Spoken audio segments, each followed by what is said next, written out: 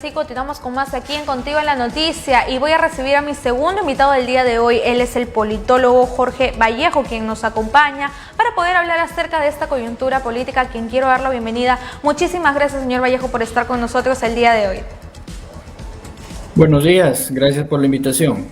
Bien, muchísimas gracias. Arranquemos hablando de lo que acaba de salir. En este caso, hablar acerca del tema que vendría a ser que el Congreso ha autorizado este viaje para Pedro Castillo puede estar pues en Estados Unidos. ¿A usted le parece pertinente que se dé este permiso justo en la coyuntura que estamos atravesando en estos momentos?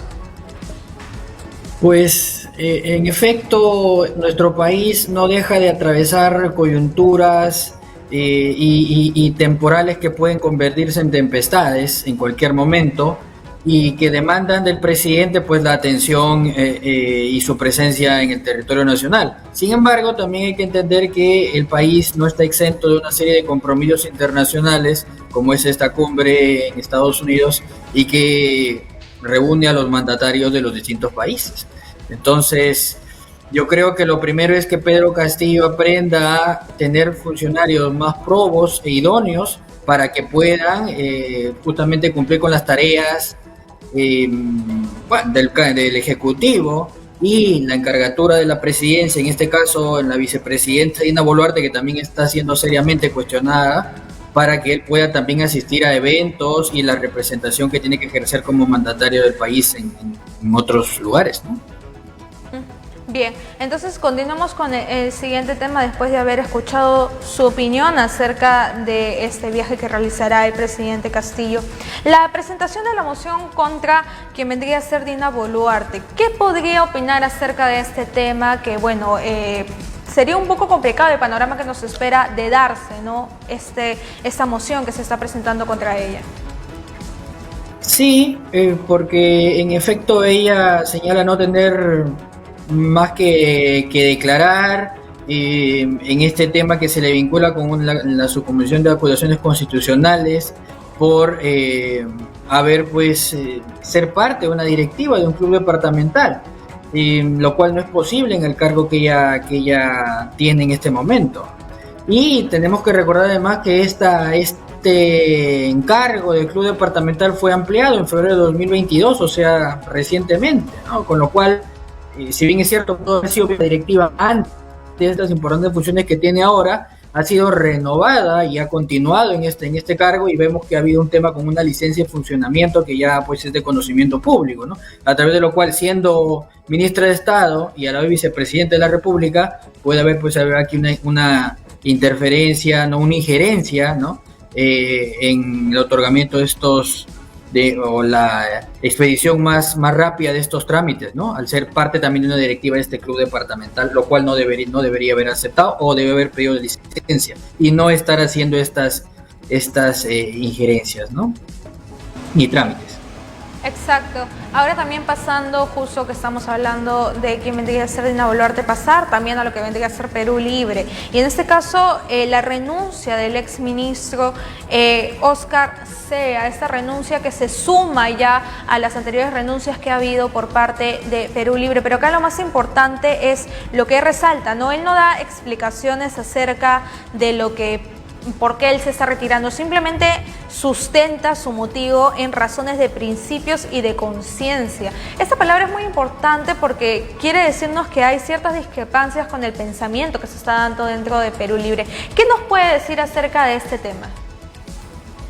Pues desde el inicio, lamentablemente, hay que decirlo, ¿no? En nuestro Congreso, las bancadas como tales no demuestran o no tienen la solidez que se espera, ¿no? Los distintos bloques parlamentarios, y hemos visto fraccionamientos de ellos, incluyendo la bancada oficialista de Perú Libre, y estas tendencias que vemos entre un ala más alineada al pensamiento del fundador, ¿no? Vladimir Cerrón, y otra ala más del lado magisterial que le llaman, ¿no? Y además otros por ahí que flotan como que entre un bando y el otro más a conveniencia.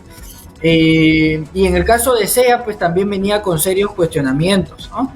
Del paso también ministerial. Entonces, definitivamente se están notando estos quiebres y estas tensiones internas que lo que nos hacen ver es que ha habido un resquebrajamiento de la bancada oficialista y formar otra bancada, ¿no? Como pasó con el señor Bermejo. Entonces puede que también termine ocurriendo ello, ¿no? Y otro bloque de congresistas actualmente en Perú Libre pasa a integrar una bancada distinta. Lo que podríamos esperar después de todos los acontecimientos que se están presentando. Bien, ahora también comentar acerca de las declaraciones que ha dado en este caso José Domingo Pérez al calificar de blindaje que el Congreso no haya inhabilitado a Pedro Chávarri, según él, porque habían las pruebas suficientes y tienen las pruebas suficientes para demostrar, por lo cual se le estaba acusando. Quiero saber también, ¿usted qué opina? ¿Usted cree que de verdad sí existe algún tipo de blindaje que se esté dando en estos momentos por parte del Congreso? Yo creo que hay mucho de conversaciones y acuerdos y negociaciones, ¿no? Como es parte del quehacer político, pero es cierto también que en cuestiones como la que se le señalaba al señor Chávarri, pues lo que se esperaba es buscar seguramente la inhabilitación política y no solamente la denuncia constitucional, que es lo que finalmente se terminó aprobando en el Pleno del Congreso. Sin duda también aquí es muy cuestionable para llevarnos a la discusión el rol que toman los distintos actores de nuestro sistema de justicia, tanto jueces como fiscales, y sus continuas declaraciones. No es cierto que ellos tienen opinión y pueden hacerla ver ante los medios, pero vemos constantemente este rol mediático ya exacerbado que tienen algunos agentes del sistema de justicia, ¿no?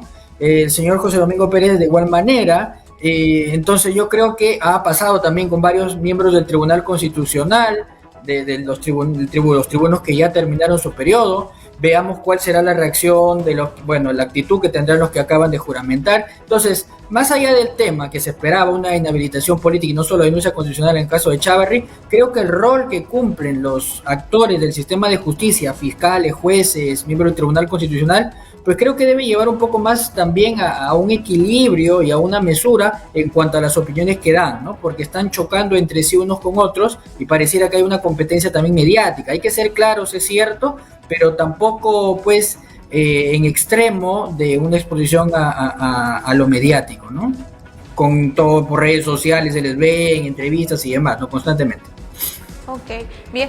En este caso también queremos hablar acerca de lo que se dio a conocer el día de ayer, ¿no? 100 días desde que el presidente dio sus últimas declaraciones a la prensa y ahora lo vamos a ver en Estados Unidos también. Vamos a estar muy atentos a escuchar si es que él también va a dar algún tipo de declaración allá, ¿no? Pero en este caso quería hacerle la consulta. ¿Cómo ve el panorama entonces de la libertad de expresión en el Perú después de estos 100 días en el cual hemos tenido un silencio total por parte del presidente hacia la prensa? Sí, justamente también vamos cambiando, como quiero decir, entre comillas, estilos, ¿no? De un expresidente que durante su periodo nos acostumbraba a constantes ruedas de prensa en Palacio, todos los mediodías prácticamente se convirtió en una rutina. Otro que mantuvo también un cierto diálogo con la prensa, y ahora el actual, que lo que vemos es de un tiempo de campaña sumamente cuestionador de los medios de comunicación, ahora como presidente, a mantener casi un bloqueo, ¿no? Una cortina a través de la cual pues no se suele comunicar y recurre al contacto, buscando el contacto directo en mítines un poco armados también, ¿no? O en buena cuenta organizados también por sus partidarios cuando hace sus viajes, o en estos consejos de ministros descentralizados, ¿no? Entonces lo único que tenemos de él es lo que declara a través de estos viajes en los consejos de ministros descentralizados, por ejemplo, más no ruedas de prensa, salvo algunos mensajes a la nación que ha dado, pues por los picos de crisis que ha estado viviendo el país y que es generado en buena cuenta por decisiones desacertadas del propio Ejecutivo, ¿no? Entonces, siempre habrá un peligro de la libertad, lamentablemente, y esperamos pues que este gobierno, que tuvo una actitud dura hacia los medios de comunicación, y que puede haber cuestionamientos, claro que sí, y críticas, pero de ninguna manera para obstruir el trabajo de los medios de comunicación o para mantenerse en una cápsula aislado pues de todo tipo de declaración, ¿no? Porque es importante mantener un justo medio, así como decía, una sobreexposición no necesaria, ¿no? Y es inconveniente, inclusive cuando se están ventilando casos judiciales o demás, al mismo tiempo tampoco pues el silencio, ¿no? Y mantenerse encerrado en una cápsula. Hay que buscar el justo medio al trato con la prensa. Y ya para finalizar un poco esta entrevista breve que hemos hecho para analizar un poquito acerca de los titulares que hemos tenido el día de hoy acerca del ámbito político y recalcando un poco el último tema que hemos tocado acerca de los consejos de ministros descentralizados, ¿no? Muchos se está acusando de que habrían portátiles, como se bien dice, que habría alguna intención política detrás de estos consejos de ministros que no debería de haber. En este caso yo quiero saber cómo es que vemos frente al público este tipo de discurso, ¿no? Porque al público, a las personas que van, que asisten, los puede atrapar de alguna forma. ¿Cómo es que se está manejando el presidente realmente en estos consejos descentralizados? Sí, es cierto también que cuando los presidentes, como anteriores, hacen viajes, pues hay una red de actores políticos, partidarios y demás que busca recibirlo, que busca que haya unos militantes, simpatizantes que le echen aplausos, ¿no? Que lo vitoreen y demás, ¿no? Entonces no es nada extraño ello.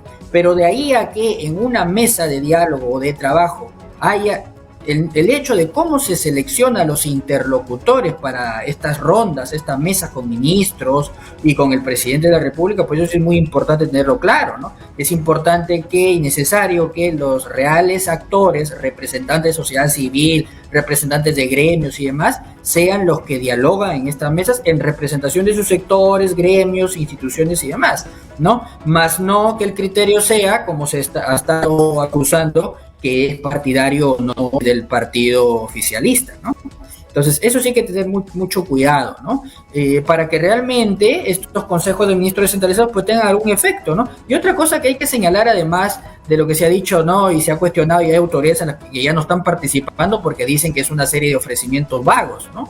Es importante que así como se hace, y el presidente del Consejo de Ministros, el presidente de la República, los ministros de Estado en general viajan y hacen promesas o abordan temas y los alcaldes provinciales presentan sus demandas y los distritales y demás, ¿no? O los gobernadores, pues también es importante llevar básicamente por un tema de planeamiento, de planificación, pues lo mínimo es un acta para comenzar, que también se cuestionó este tema de las actas, y llevar por lo menos una matriz de seguimiento, ¿no? Para ver lo que hemos pactado, acordado, tratar o discutir en Lima, luego en los ministerios y demás, cómo está dando seguimiento a ello, ¿no? Porque si no, esto queda en una serie de buenas intenciones en el aire, ¿no? Y yo creo que eso va a llevar al mediano plazo, si no es que al corto plazo, a una gran frustración de quienes se sentaron en esas mesas, ¿no?